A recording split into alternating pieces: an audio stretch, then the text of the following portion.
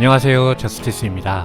이번 시간에는 제2차 세계대전 이후 베트남 전쟁까지 동남아시아를 말씀드리고자 합니다. 다만 제2차 세계대전 이후 동남아 역사는 일본의 침략으로부터 벗어난 역사이기 때문에 이 부분을 먼저 간략히 짚어보고 각국의 독립 과정을 알아보도록 하겠습니다. 아울러 마지막으로 다루게 될 베트남 전쟁은 전쟁의 전개 양상보다는 베트남 전쟁이 왜 일어날 수밖에 없었고 왜 오래 끌 수밖에 없었으며 왜 잔혹한 전쟁일 수밖에 없었는지 그 이유를 국제적인 정치 환경 속에서 말씀드려 보도록 하겠습니다.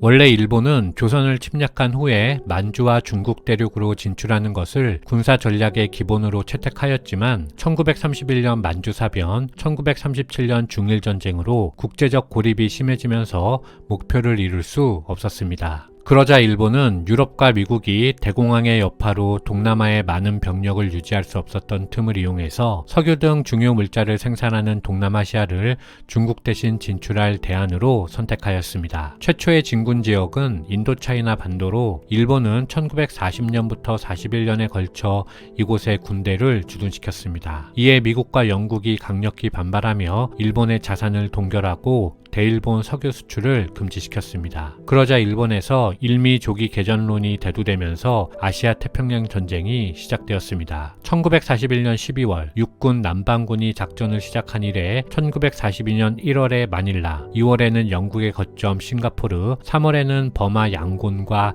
자바를 점령하는 등 일본은 동남아 요충지를 함락하는 데 성공하였습니다. 하지만 중일전쟁이 계속되는 상황에서 아시아 태평양 전쟁을 시작했기 때문에 대규모 병력을 동남아시아에 파견할 수 없는 한계에 봉착했습니다. 따라서 일본은 대중에게 영향력을 행사할 수 있는 동남아시아 지식인들, 특히 그 중에서도 민족주의자들의 협조를 끌어내서 해방군으로서 동남아의 병력을 이용하려 했습니다. 그 일환으로 1943년 버마와 필리핀에 독립을 부여했고 소위 대동아 공영권 대표들을 도쿄에 모아 대동아 회의를 열어 1945년까지 인도차이나 3개국과 인도네시아를 독립하기로 결정하였습니다. 하지만 이것은 일본의 필요에 의해 부여했던 독립이었기 때문에 동남아시아의 민족주의자들은 이 독립을 불완전한 독립으로 생각했습니다. 동남아시아 민족주의자들 중에서 제일 먼저 일본을 이용한 독립을 버리고 자력으로 독립을 쟁취하고자 노력한 국가는 인도네시아와 버마입니다. 이 과정에서 중요한 역할을 한 인물이 바로 인도네시아의 수카르노와 버마의 아웅산인데요. 제2차 세계대전이란 비극을 통해 유럽이 초토화되었지만 네덜란드는 인도네시아에 대한 식민 지배를 포기할 생각이 없었습니다. 따라서 일본 패전 후 인도네시아는 수카르노의 지휘하에 네덜란드와 4년에 걸친 독립전쟁을 펼친 끝에 독립하였습니다. 한편 영국으로부터 명목상 자치권을 받은 버마는 태평양 전쟁으로 인해서 양곤이 점령되며 일본의 군정을 받았습니다. 하지만 그 과정에서 일본이 해방군의 역할을 전혀 하지 않자 아웅산 등 급진파 민족주의자들이 반일 활동에 가담하였는데 일본이 패망하자 아웅산이 이끈 애국 버마군이 영국군과 함께 양곤에 입성하였고 1948년 영국의 승인을 받아 버마 연방으로 독립하였습니다. 다음으로 처음부터 일본군을 해방군으로 생각할 이유가 없었던 국가도 있었습니다. 1935년 미국으로부터 독립 과도 정부를 인정받았던 필리핀과 원래부터 독립국이었던 타이인데요. 필리핀은 1946년 미국의 승인하에 독립하였고 미국의 영향으로 1950년대에 싱가포르를 제외하면 동남아에서 산업화가 가장 발달한 나라가 되었습니다. 타이는 1947년 11월 육군 원수 피분 송크람이 동료 파오 시아논, 사리 타나랍과 함께 쿠데타를 일으켜 정권을 장악했습니다. 하지만 사리 타나랍 장군이 다시 쿠데타를 일으켜 피분 송크람 정권을 무너뜨리고 1958년 수상에 취임하였습니다. 그리고 그는 의회 민주주의를 배제하고 민족, 불교, 국왕으로 이루어진 독재 체제를 구축했습니다. 그 이후 타이에서는 중간에 약 3년간의 문민 정부를 제외하고 1988년까지 40년 넘게 군사정권이 이어졌습니다. 마지막으로 말레이시아와 싱가포르는 다양하게 존재하는 민족을 어떻게 융합할 것인지가 문제였습니다. 대표적인 해상무역 루트였던 말라야 지방에는 말레이인 뿐만 아니라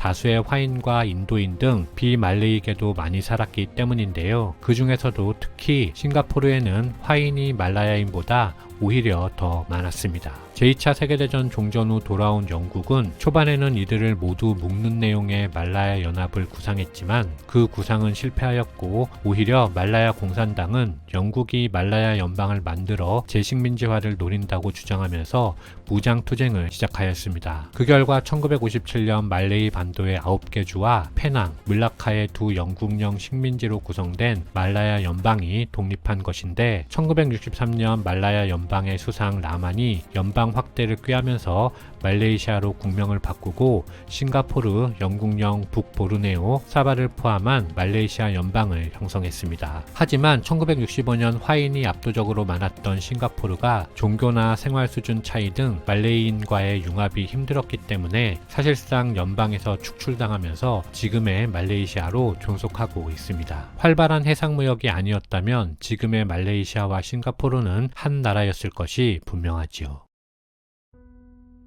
프랑스 역시 제2차 세계대전 후 베트남에 복귀하였는데, 그러자 베트남 독립전쟁이라 부르는 제1차 인도차이나 전쟁이 시작되었습니다. 그런데 이 시기 중국에서는 중화인민공화국이 건국되었기 때문에 중국 공산당의 영향력이 남쪽으로 확대될 것을 우려한 미국이 도미노 이론을 앞세워 본격적으로 인도차이나 문제에 개입하기 시작했습니다. 따라서 이때부터는 베트남 전쟁이 독립전쟁의 민주주의와 공산주의라는 이념적 성격 마저 더해지며 확전될 우려가 생겼습니다. 그리고 미국이 개입하면서 반대로 프랑스는 점차 인도차이나에서 손을 빼기 시작했는데, 단순화하면 그 과정에서 캄보디아와 라오스가 1953년 프랑스의 손을 벗어나 독립하였습니다. 제1차 인도차이나 전쟁은 1954년 미국, 영국, 프랑스, 소련, 중국 등 5개국 외상이 참여한 제네바 회담에 따라 제네바 협정이 체결되어 남북을 양분하는 북위 17도선에 군사 분계선을 설정하는 것으로 종료되었습니다. 당시 실제로는 호치민의 베트민이 베트남 전 국토의 약 4분의 3 정도를 차지하고 있었기 때문에 베트민이 엄청난 양보를 한 것인데, 호치민이 이런 선택을 할 수밖에 없었던 이유는 전쟁이 장기화될 것을 우려한 소련과 중국의 압박이 있었기 때문이었습니다. 하지만 그 결과 베트남은 미국이라는 가장 큰 적을 맞이해야 하는 대가를 치러야만 했습니다. 참고로 제네바 회담은 우리와도 관계가 있습니다. 제네바 회담은 1954년 4월부터 7월까지 스위스 제네바에 있었던 회의로 원래는 두 가지 의제를 다룰 예정이었습니다. 하나가 베트남 분단에 관한 문제이고, 다른 하나가 바로 한국전쟁을 종결하는 평화협정을 체결하는 것이었는데, 미국 측의 거부로 논의되지 못했습니다. 결과적으로 우리는 아직도 세계 유일의 분단국으로 남아있죠.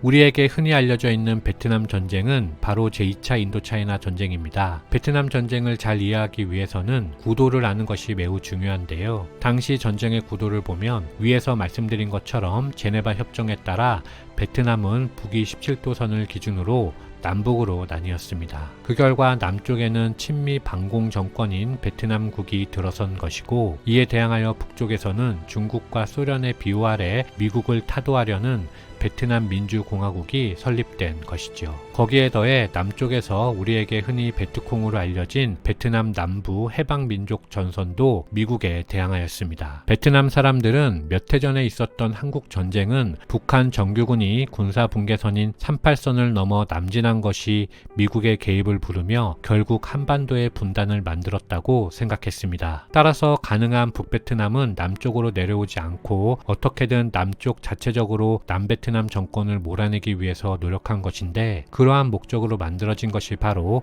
NLF인 것이지요. 하지만 이런 구도 하에서 통일이 이루어지지 않자 드디어 1963년 12월 북베트남 정규군을 파견하여 남베트남 정권을 몰아내야 한다는 강경파의 주장이 힘을 얻게 되었습니다. 한편 이 시기는 케네디 대통령이 암살당하여 존슨 대통령이 취임한 시기였는데, 존슨 대통령 역시 남베트남 반란의 근원이라 할 북베트남을 공격할 것인지 말 것인지에 대한 결정을 내려야만 했습니다. 그 과정에서 존슨 대통령은 공격을 선택했고, 그렇게 1964년 8월 통킹만 사건을 거쳐 이듬해 2월부터 북베트남에 대한 폭격을 개시한 것이고, 3월에는 남베트남에 대한 지상군 전투부대를 투입한 것입니다. 이에 북베트남 역시 남베트남에 대규모 부대를 투입하면서 베트남 전쟁은 최악의 시나리오로 빨려 들어가고 말았습니다. 다만 위에서 말씀드린 바와 같이 베트남 전쟁은 독립전쟁에서 이미 이념 전쟁으로 확전되었기 때문에 제3차 세계대전으로 비화될 가능성도 충분히 있었습니다. 그런데 자유주의 미국뿐만 아니라 공산주의 소련과 중국도 또다시 세계대전으로 확대되는 것은 큰 부담이었습니다. 따라서 베트남 전쟁의 범위가 인도차이나로, 그 중에서도 특히 지상전은 남베트남만으로 한정되어 펼쳐진 것인데요. 하지만 문제는 세계대전으로 비화시키지 않겠다는 강대국 사이의 이런 암묵적 합의가 전쟁은 비록 국지전으로 한정시켰을지 몰라도 오히려 전쟁의 강도는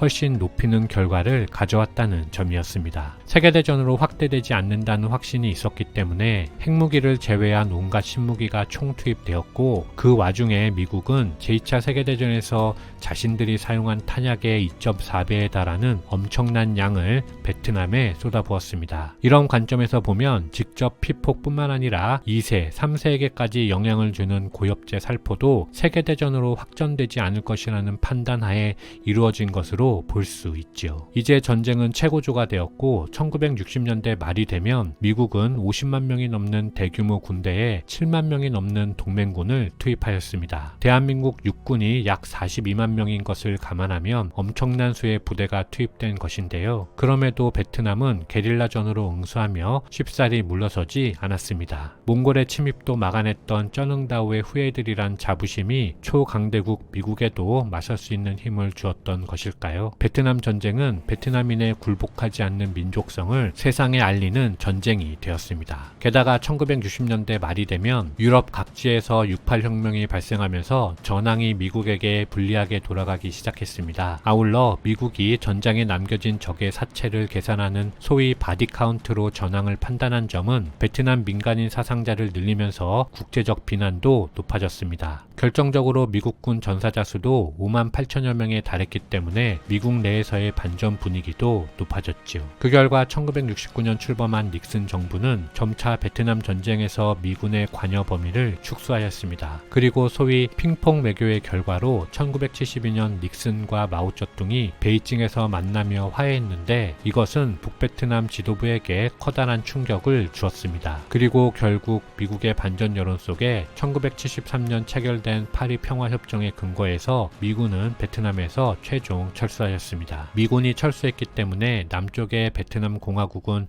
1975년 곧장 무너졌고 1976년 베트남 사회주의 공화국이 건국된 것이죠. 이렇게 동남아시아의 현대사를 간략히 살펴보았는데요. 제가 베트남 전쟁을 중점적으로 다룬 이유는 베트남과 우리의 관계가 여타 동남아시아 국가들과의 관계보다 더 많기 때문입니다. 약 3년 전에 베트남 전쟁을 1편과 2편으로 해서 항미 구국 전쟁의 입장에서 살펴본 적이 있었는데 엄청난 욕을 먹었던 기억이 있네요. 베트남 전쟁의 전쟁 과정은 오히려 그 영상에 더욱 잘 담겨져 있으니 전쟁이 실제로 어떻게 진행되었는지를 보고 싶으신 분들께서는 참고하여 주시기 바랍니다. 이상 마치겠습니다. 감사합니다.